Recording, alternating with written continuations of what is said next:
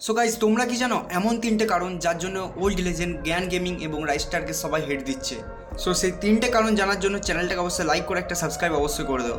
কারণ নাম্বার 1, জ্ঞান গেমিং নাকি লাইভ থাকা অবস্থায় তার চ্যানেলে হ্যাক ইউজ করেছিল।